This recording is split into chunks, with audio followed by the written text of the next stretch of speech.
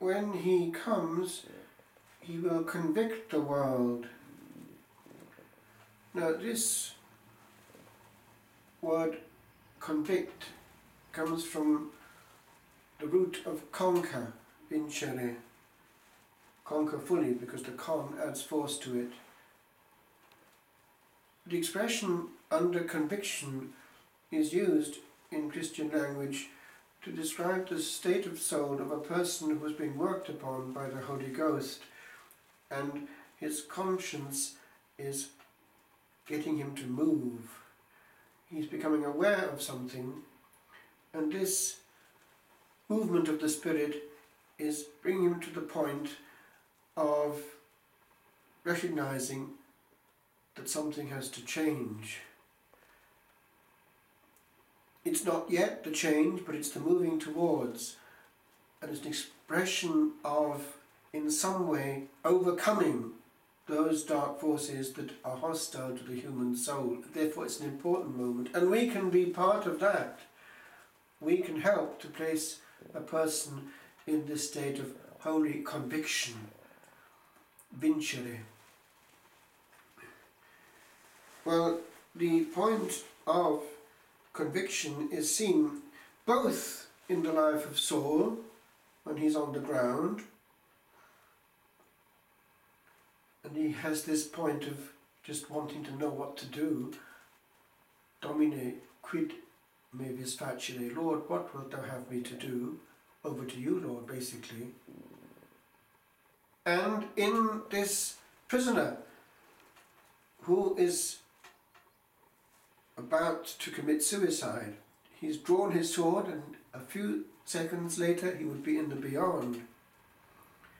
And this now, by no longer Saul, but Paul, is the very one who says, do yourself no harm. And this then is the state of the person before him. Lords or sirs, signori, what must I do to be saved? It's precisely that point of conviction where he too is handing over the reins, over to you. He's willing for anything. And then we have this baptism, which includes his whole family, and therefore probably children as well. It's a miracle that happens in the context of praise.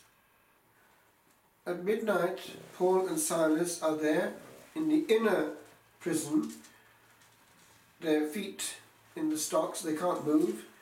And what are they doing? They're praising God, singing hymns, which for them would be the Psalms. And we still have that hymn book. We still use the Psalms. And indeed, one of the tones that we still use, quite often on a Sunday, the second Psalm, is a pre-Christian tone, the tonus peregrinus. When Israel came forth from Egypt. It's a baptismal one, but it's an ancient one, and we are there in our roots, which the Lord too would have used and probably sung. So we're singing the very same words and the same tone as the Lord, if we use that.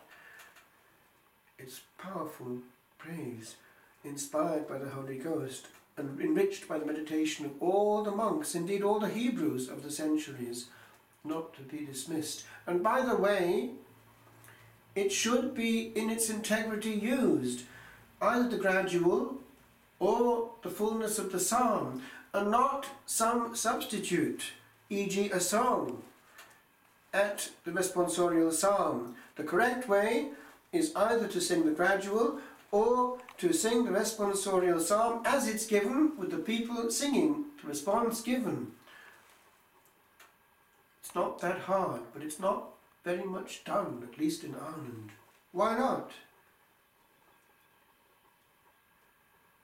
It's very different to have a pause of song to echo the depth of the first reading. Alas, what do we see normally?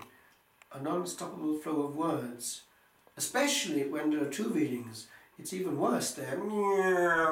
Then we've finished, and then we hope the priest will have a better job when it comes to the gospel, because he won't be quite so nervous. Is it not true? We haven't learned to rest in praise. Because the first part of liturgy is of the word and of praise. We've become too functional in our liturgy. Well, there is something which has also been picked up by the Christian centuries, especially the monastic ones. It's this, the hour of this praise. It's at midnight, and this has led to the Mezzanipticon. It's the midnight office, still there in the Eastern liturgy, but still there also in the West, although quite often it's brought forward towards Lord's or anticipated before going to bed. But the best time is the time of the centuries, the heart of the night. Now, the Carthusians in the first stage of their existence did as the Cistercians did. They got up very early and stayed up, and then eventually they moved towards breaking the night in two, which is still their case. And the long midnight office, starting at midnight, is a very mystical experience outside time. It's passed, as it were, in a dream.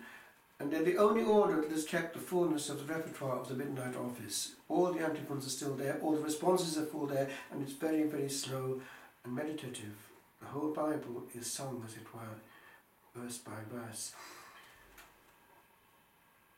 But we had it also at Sant'Antimo, at least on Sundays and big feast days, and it was a powerful time. We would break the night on those days.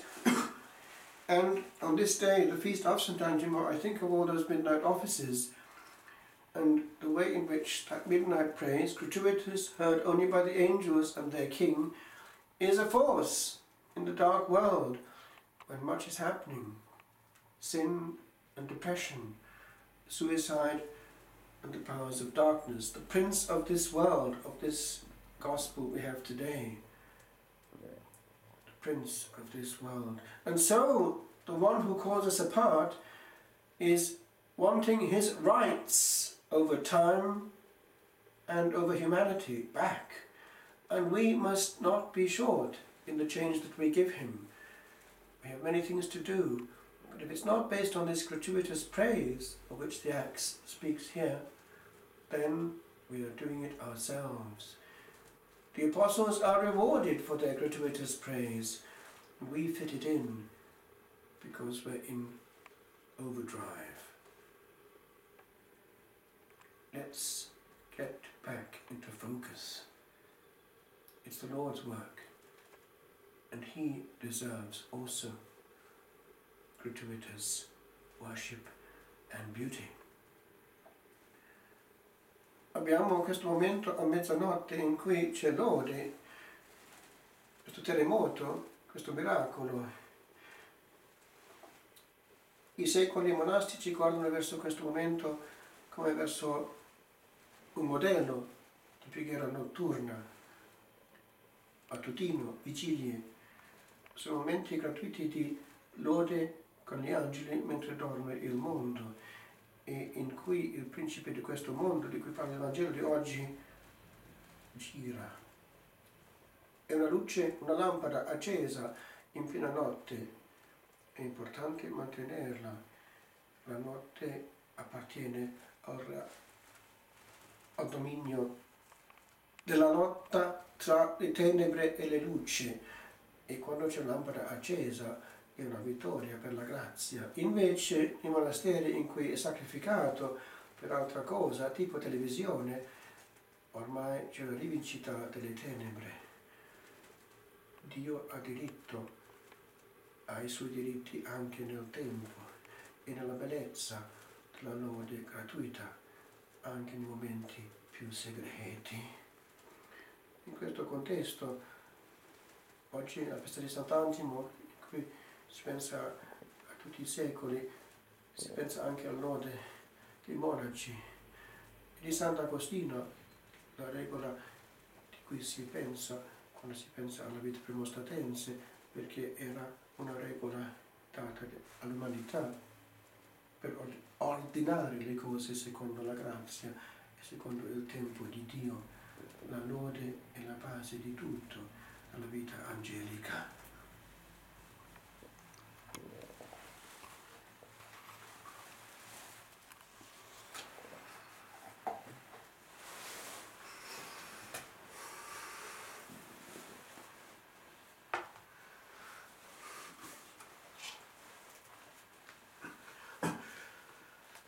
Vast and glorious, wonder unseen, yet heard through Christendom from age to age.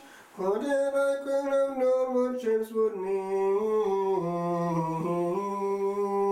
what strength of voice it left upon the page. O hidden face untraced by any man, we gaze upon thee through the memory of characters that hold what thinking can, pours through the veins of copied history. O wielder of the pen that moved the world, O little hand that thought the thoughts of old, teach us to feel the moving of a world, to hear the echo of a sound so small. For thou didst write, and in the height of thought didst pause to cause a tremor that would stir the heart of oft a traveller here caught, where waves of moving meaning yet occur. And from the grave of long antiquity, thy silent hand yet steals our wayward limbs, and there is in the sound eternity. For thou hast traced a glory no age dim.